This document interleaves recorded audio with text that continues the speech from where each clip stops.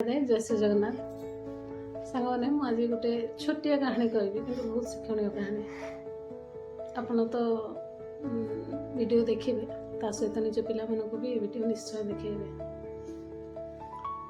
कथाटी एमती जे गोटे पिला से ता गुरुजी को जाई कहला जे गुरुजी मत एमती किसी रास्ता बताओ जो थे मुझे शीघ्र धनी हो मत बहुत धन प्राप्त कर अच्छे। तो गुरुजी कहले ठीक अच्छे मुझे गोटे उपाय बताऊँगी से उपाय अनुसार काम कले तुम धनी हो। पिलाटी बहुत आश्चर्य है खुशी है जे चमत्कार जिनस गोटे मो हाथ में आसो।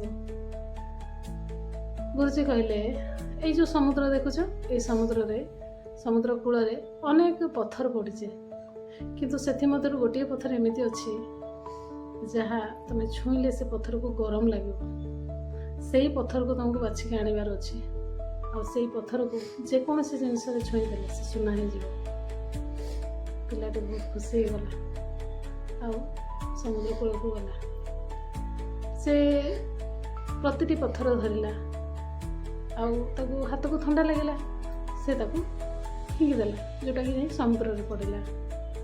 तो एमती कर गोटे गोटे गोटे गोटे कर असंख्य पत्थर से समुद्र को फिंगा लगे किंतु जेते बेले से उषुम पत्थरटी ता हाथ में बाजिला ताकू भी से फिंगिदेला कहीं ना ये जो असंख्य पत्थर फिंगार तार जो अभ्यास हो जाए पत्थर धरवा और समुद्र को फिंगा तद्वारा से आसी सुजोग को चिन्ह पारानी समुद्र को फिंगिदेला। तापर तार होश आसला बा से पकई सारा पर तार चेता आसला जे मोर जो जिनसा खोजुली मुझे ही हरईदेली। तो ये आम नीतिदिनिया जीवन में अनेक अवसर आसे सुजोग आसे तो आम कौन करूँ आम अभ्यास जो खराब अभ्यास जो सुजोग को हाथ छड़ा कर दो तार उपयुक्त फायदा आम उठे पारुना। तेणु सुजोगर फायदा उठाइबा हेले हमको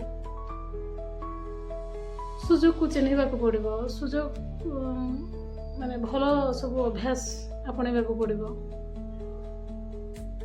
तो ये किसी कहानीटी यहाँ गोटे बहुत शिक्षणीय कहानी आपण निजे तो देखिए पिला सहित शेयर करेंगे आपको केमी लगुला मोर कथाटी कमेंट माध्यम जनइबे। जय जगन्नाथ।